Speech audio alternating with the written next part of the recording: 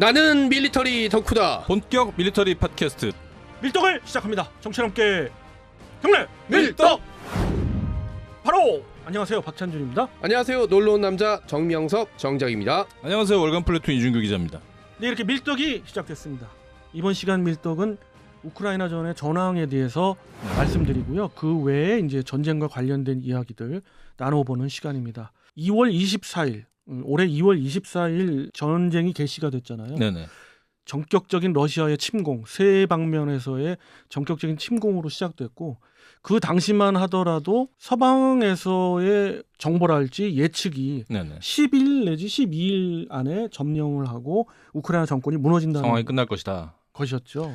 그럼 72시간 컷도 그때 나왔죠. 독일 쪽에 나왔죠. 도움을 네. 요청하니까 야 72시간 있다가 상황이 바뀔 건데 우리가 왜 도와주냐라는 식으로 이제 얘기를 했다는. 얼마 전에 그 러시아 문서가 공개됐는데 실제로 러시아가 10일 안에 모든 거 다 끝내겠다 하면서 젤렌스키는 뭐 당연히 죽이는 걸로 이렇게 작전 타이밍을 이렇게 잡아놨더라고요. 스케줄. 그리고 그 문서에서 놀라운 건 사실은 우크라이나가 아니었고 원래 초기의 목표는 일본이었다는 네, 사실이 일본이었다라는 게 야 이건 굉장히 또 네 맞아요. 네, 일본의 쇼킹한 북방 영토 중 지금 북방 영토가 지금 러시아하고 문제가 있지 않습니까? 그 중에 하나를 직접 타격해서 점령한다였어요. 어디를 타격을 그러니까 뭐 한다고요? 사할린 제도 몇 군데 있거든요. 예. 그 중에 제일 만만한 거 하나를 이제 점령하겠다는 거였죠. 상륙을 하는 건 물론이고 그것을 저지하기 위해서 이제 일본의 항공자위대와 해자대가 있지 않겠습니까? 네네. 그들을 이제 완벽히 이제 제압을 하겠다는 것이 초기 목표였다는 거에서 정말 반신반의하지만 어찌됐든 비밀 경찰들에서 나온 1급 FSB 죠. 정보이기 네. 때문에 믿을 수밖에 없을 것 같아요. 네. 그게 이제 여의치 않죠. 분석을 해서 이거는 왜냐면 아니겠다 미국이랑 싶어가지고. 직접 부닥칠 수 있으니까. 그렇습니다. 그래서 우크라이나 쪽으로 선회한 것 같고, 우크라이나는 사실 그러지 않아도 크림반도를 러시아가 점령하면서 2014년 이후에 계속해서 전쟁이 날 것을 기정사실화하고 있었긴 했죠. 그렇죠. 그런데 그럼에도 불구하고 많은 분들이 거의 99%의 분들이 전쟁이 일어나지 않는다는 것은 우크라이나가 그 이후에 상당한 대비를 했고 그리고 미국과 서방권에서 견제를 하고 있기 때문에 쉽게 러시아가 결정하지는 않으리라고 봤으나 모든 게 빗나갔죠. 뭐 이걸 갖다 예측했던 분들이 있다고는 하나 그것은 정말 뭐랄까 이게 대세에서 벗어난 이야기고요. 그 당시 흐름에서는 예, 네. 그 정확한 분석을 할 수는 없겠습니다만은 대부분의 분석들이 전쟁이 일어나지 않는다고 했음에도 불구하고 전쟁은 일어났습니다. 그 후에 벌써 몇 개월입니까? 이게 거의 9개월 10개월. 네네. 10개월에 접어들죠 이제. 네, 10개월에 접어들고 있습니다. 이런 상황이 계속되고 있고요. 라스푸티차 현상이 11월 중순쯤에 이제 종료가 되면서 네네. 그때 이제 남부 지역과 중부 지역, 북부 지역 어느 쪽에서 공세를 할지는 모르지만은 우크라이나에 대공세가 있을 것이다. 라는 거를 예측을 했습니다. 땅이 질어졌다가 다시 어는 그렇죠. 그게. 라스푸티차 현상. 근데 그 라스푸티차 현상이 통상 매년 11월 중순쯤에는 이제 얼기 시작했고 땅이 그래서 얼면서 라스푸티차 현상이 이제 없어지기 끝나고, 시작하는데 네. 아직까지 계속되었습니다. 12월 음. 초순까지 계속되었고 지구 온난화 영향인가 그런 게 있는 것 같네요. 아무래도. 그건 뭐 속단할 수는 없는 노릇이지만 아무튼 올해 그랬고요. 그렇게 해서 12월 초순까지 지금까지 있었던 전황은 아직도 북부 지역은 어떻게 보면 참호전 비슷하게 네. 이루어지고 있고 계속 포격전이 있고요. 그리고 북부 지역 중에 하나 특이한 점은 역시 바흐무트. 그렇죠.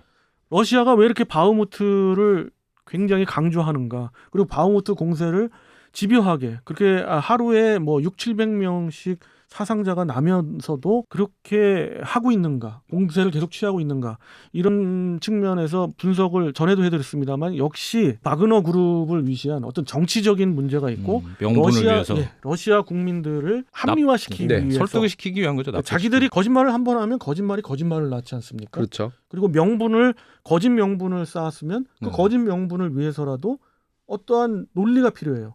그 지역이 결과를 바로 내야죠 어쨌든. 바흐무트인 거예요. 그래서 공세를 취하고 있는데 사실 군사적으로는 크게 가치가 없는 현재로서는 그런 지역이긴 합니다. 소모전만 지금 벌이는 상황이 굉장한 예. 소모전이고 뭐 영상 같은 걸 보면 이 라스푸티차 영향도 있고 해서 이제 기갑 차량 투입이 안 되니까 사람을 그냥 갈아놓고 있어요. 죽어나가는 600명도 보면은 완전히 무슨 총알바지처럼 끌려 나온 그 예비군들 징집병들 진짜, 전과자들. 네. 네. 1차 세계대전 같은 느낌. 그런 식으로 계속 이렇게 밀어넣고 막 그걸 위에서 드론으로 찍은 영상 보면 1차 대전 때 찍은 서로 기록 뭐- 필름이랑 큰 차이가 안 보일 네. 정도로 음. 사실은 참혹한 모습이고 그렇죠. 그 도시는 그쪽 지역은 완전 뭐 운투북퉁한 네. 무인지대 같은 데서 서로 수류탄 던지고 소총 쏘고 그렇게 싸우고 있습니다 지금. 우크라이나 군 입장에서 보면은 사실 러시아 군이 원수잖아요. 철천지 그렇죠. 원수고 그리고 그 잔혹했던 자국민에 대한 어떤 만행들 이런 걸 학살 봤을 사건도 때는 있었죠. 전혀 그런 마음이 안 들 텐데 그런 우크라이나 군 입장에서도 러시아군이 가여울 정도로 그렇게 공세를 취하면서 죽어나가고 있다는 거예요. 지금 그런 측면에서는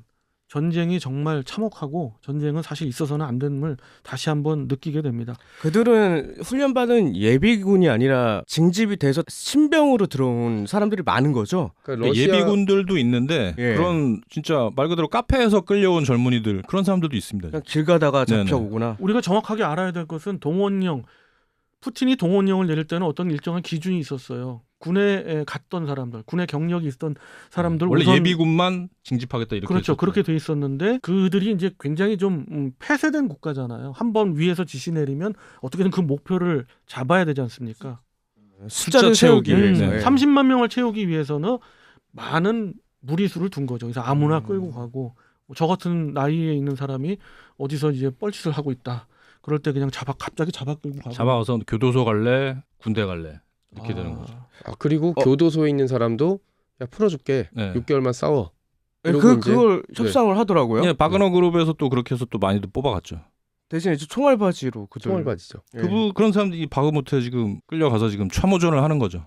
21세기의 참호전. 특이한 사항은 러시아 국민들조차 이제는 전쟁 반대 입장의 의견들이 많아지고 있다는 거예요. 그것은 기존에 있던 어떤 명분과 그런 것들이 맞지 않다는 것을 러시아 국민 자체도 느끼고 있고 그리고 바그너 그룹 같은 어떻게 보면 용병들이 러시아군을 대표하는 입장이 돼서 처음에는 굉장히 그들을 응원하는 그런 입장이었습니다만 이겨라 하는 거였지만 현실은 그렇지 않았죠. 그렇지 않죠. 지금 그렇지 않고 애초에 그렇게 용맹하다던 바그너 그룹의 병력들은 전부 다 녹아내렸습니다. 지금은 다 교체가 됐고 실질적인 바그너 그룹의 용병이랄 수 있는 정예 그런, 부대. 예, 정예 부대, 전투력이 강한 부대는 거의 남아 있지를 않아요. 지금은 그런 상황이 되니까 러시아 국민들도 하나둘씩 진실에 가까워지고 있는 거 아닌가. 그래서 전쟁 반대론이 점점 높아지고 있는 거 아닌가 그런 분석도 해봅니다. 아무래도 젊은 네. 사람들은 인터넷을 사용하다 보니까 분명히 그런 외부에서의 그런 정보들이 새서 들어가는 경우가 많을 것 같아요. 징집된 병사들이 뭐 막 썩은 AK 받은 거 보여주면서 그쵸. 나 이런 총 받았다라는 거나 징집을 당해서 왔는데 훈련소에 침대도 없고 매트리스 하나 주면서 여기서 자라 그런 거라든가.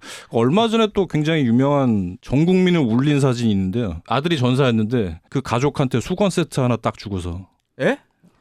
아들이 죽었는데 그 대가로 전에는 전사시 뭐 몇백만 원 수준을 주겠다고 했거든요.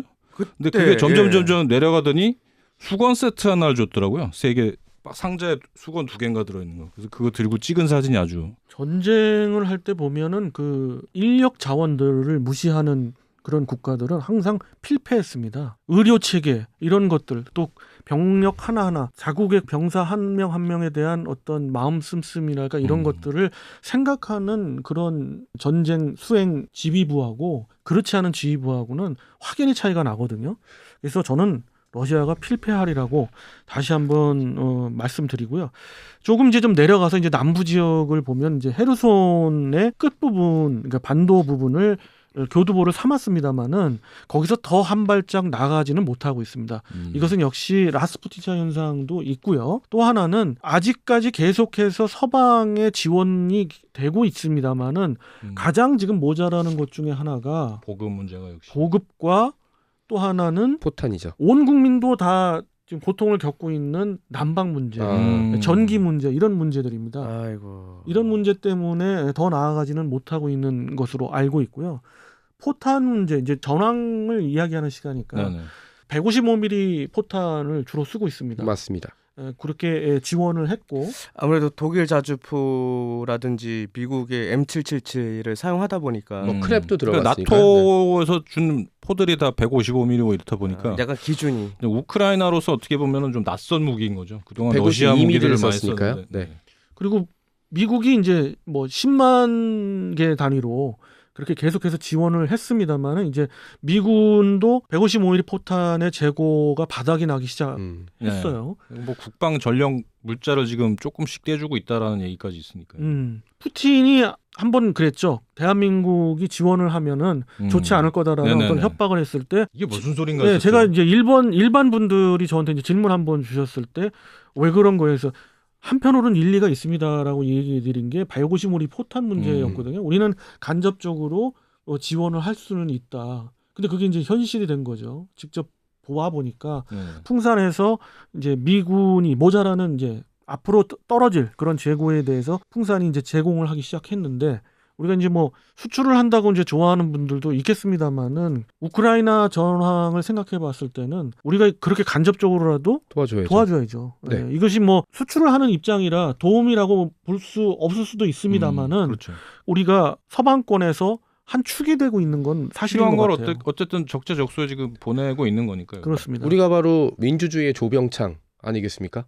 네, 아, 그런 것도 네, 있고. 해외 언론이 계속 지금 그 말을 하고 있죠. 그리고 저는 폴란드에 딱 수출 막 바로 3개월 만에 하는 거 보고서. 솔직히 푸틴이 그 얘기했을 때 기분 나빴어요. 아니 자기가 지금 큰 소리 칠 입장이야?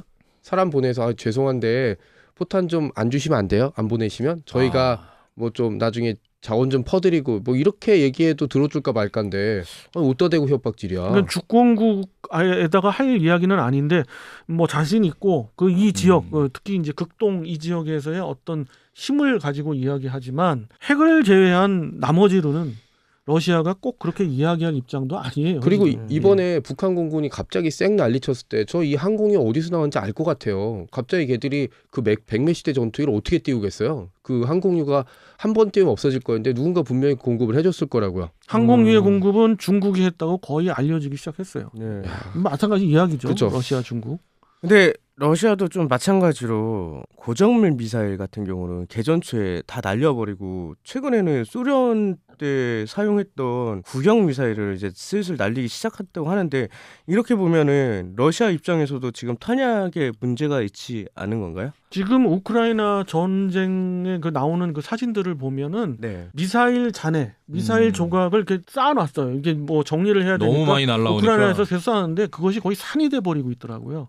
그럴 정도로 쏘아댔고 많이 격추도 했습니다만은 정말 우크라이나 입장에서는 얻어맞을 대로 얻어맞은 상황이고 반면 다시 반대로 생각하면 러시아에서 그만큼 많이 소진을 했고 그렇죠. 이제 지대공 미사일을 변형해가지고 개조해서 네. 지대지로 쏘기까지 하고 각종 배회 드론까지 날리고 있고 그런 부분도 하다가 이제는 이제 이란제 드론을 수입해서 그렇죠. 사용했죠. 이제 뭐 계속 새로 이제 재계약을 하면서 신규 계약을 하면서 재고를 갖다가 다시금 이제 충당을 한다고 하는데 북한이나 중국에게 도움을 주더라도 북한도 많은 도움이 될 수는 없고 그러한 조짐도 사실은 말만 그렇지 아직까지는 미미하다는 것이 사실입니다. 북한도 이렇게 중동을 통해서 지금 우회로 수출을 했다는데 어쨌든 포탄에 있어서는 남북 대결이 벌어지고 있는 셈이네요 지금. 근데 우크라이나 전선에서 만약에 우크라이나군이 러시아군 진지를 점령했는데 북한제 포탄이 나온다? 이러면 이제 우리는 이제 지금처럼 밀어내기 수출을 할 이유는 없어지는 거죠. 꼭 그렇게 뭐 국제 정세적인 측면에서 그게 간단한 문제는 아닌 것 그럼요. 같아요. 예. 네네. 직접적으로 뭐 북한 포탄이 나온다고 해서 우리가 직접 지원을 한다? 이런 얘기죠. 뭐 이란이 배회 드론이랄지 각종 그 공격용 드론을 갖다 제공하면 이스라엘이 자동 참전하느냐? 또 꼭 그렇지는 않잖아요. 그것과 마찬가지 상황인 것 같은데 어찌됐든 그럼에도 불구하고 가능성은 높아지는 거죠. 우리가 직접 지원할 수 있는 가능성이 높아지는 건 사실이죠. 최근에 그리고 이제 러시아가 우크라이나의 인프라, 그러니까 이제 산업 인프라 말고 생활 인프라라고 부르는 그래서 겨울에 이제 난방을 해야 되는데 전기랑 발전소 같은 데를 공격하는 방식으로 공격을 좀 전환을 했죠. 그러니까 아까운 미사일들을 사실 여기다 지금 쏟아붓고 있는데 그러니까 댐에다가 던지고 원전에다가 던지고 이러니까 우크라이나군을 직접 격파할 자신이 없어지니까 우크라이나 시민들을 고통 속에 몰아넣어서 정전 분위기를 만들어내겠다.